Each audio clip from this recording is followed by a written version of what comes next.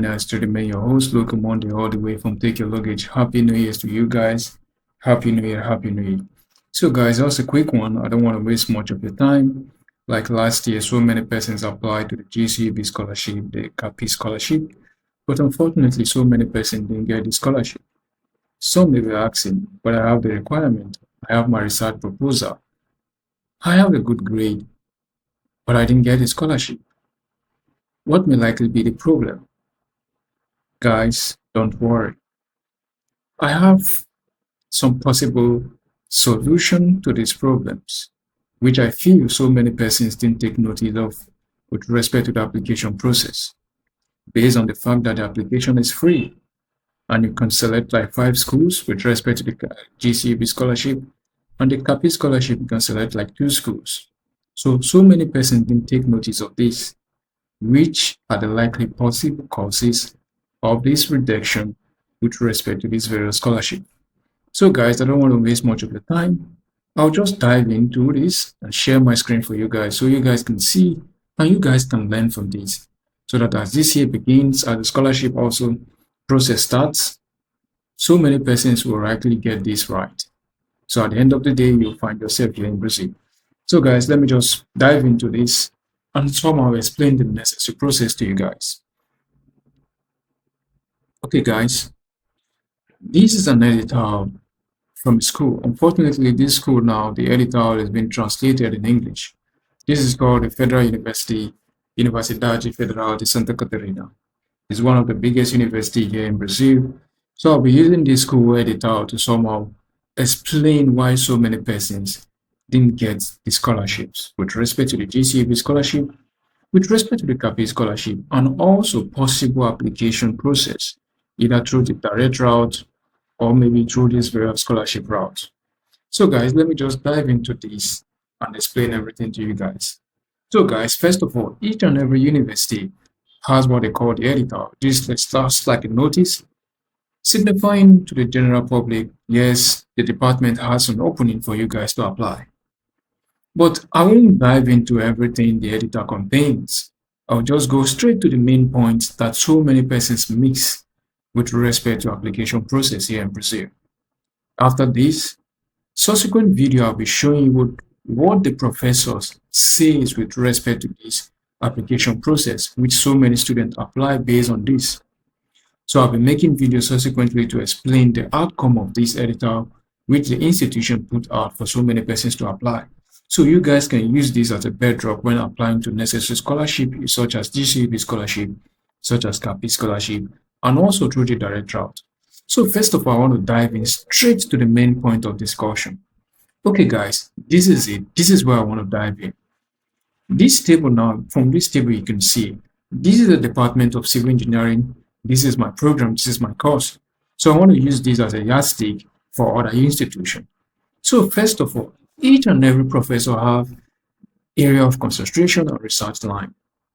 When we are applying for the GCUB Scholarship, when so many persons are applying to the GCUB Scholarship last year, so many persons didn't take cognizance of these aspects.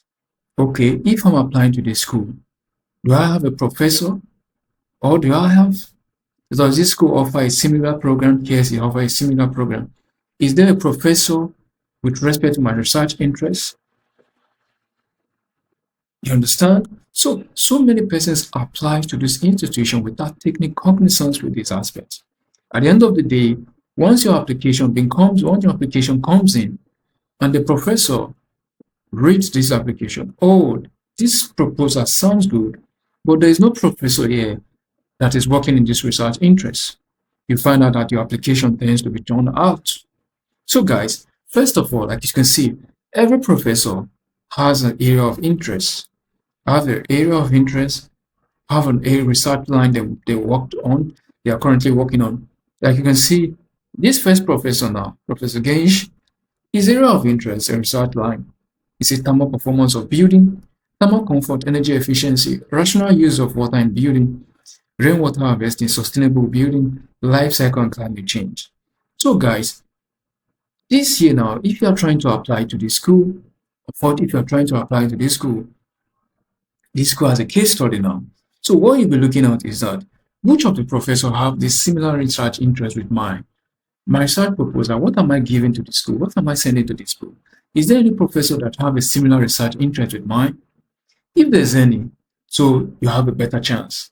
But for you to do this, you guys need to research each and every institution. So guys, you have like enough time. If you plan of applying through the GCUB scholarship or the Capiz government scholarship, and if Brazil is your destination country, so this is enough time for you to start preparing, to start looking for professors that have a similar research line.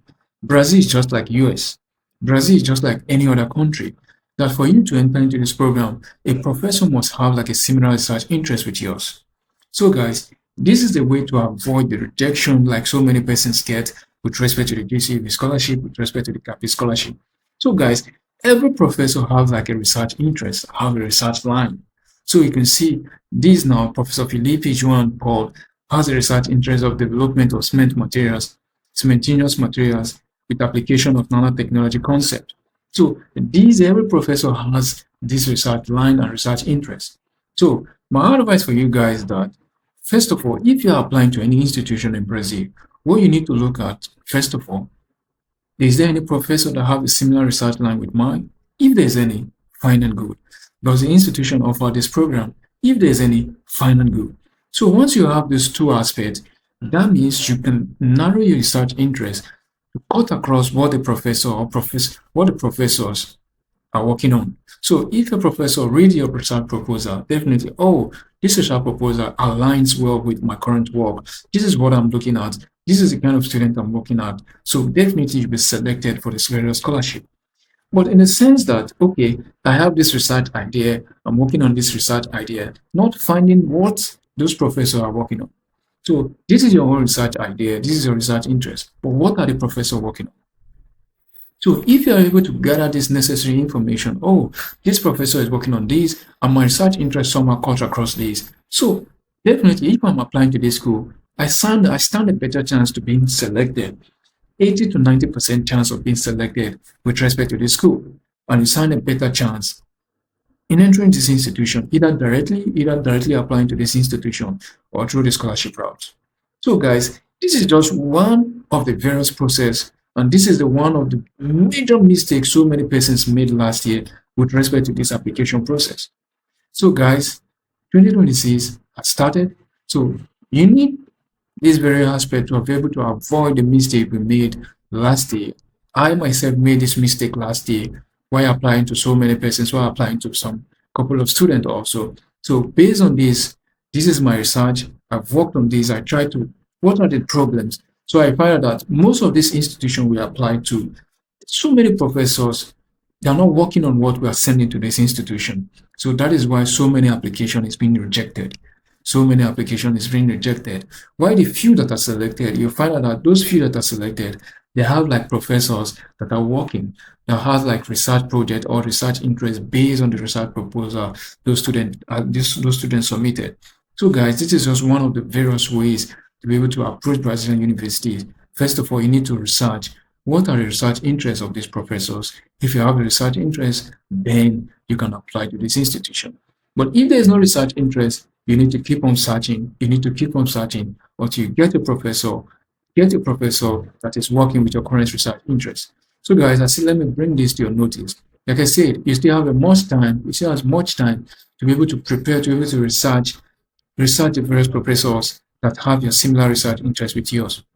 So guys, 2026 has just started, and this is the best way to begin the year, to start the research, to start looking for these professors, to start sending mails to them if possible. I know some of them may not reply to your mail, some of them may reply to your mail, to start reaching out to them, to build that connection with them. So guys, this is just one of the mistakes we need to avoid this year once it comes to the GCUB scholarship and the Capiz scholarship, either applying directly to this institution or through the scholarship route. So guys, subsequent video I'll be sharing the various information from these various professors. What are the response from this professor based on this particular application which the student sent? So I'll be sharing it for you to see the final outcome, to show that yes, if you have a professor who have a similar research interest with yours, you have a better chance of entering into this institution. So guys, if this video really helps you, share and give it a like. See you in the next video, guys. Stay blessed. Remain blessed. Ciao, ciao, ciao.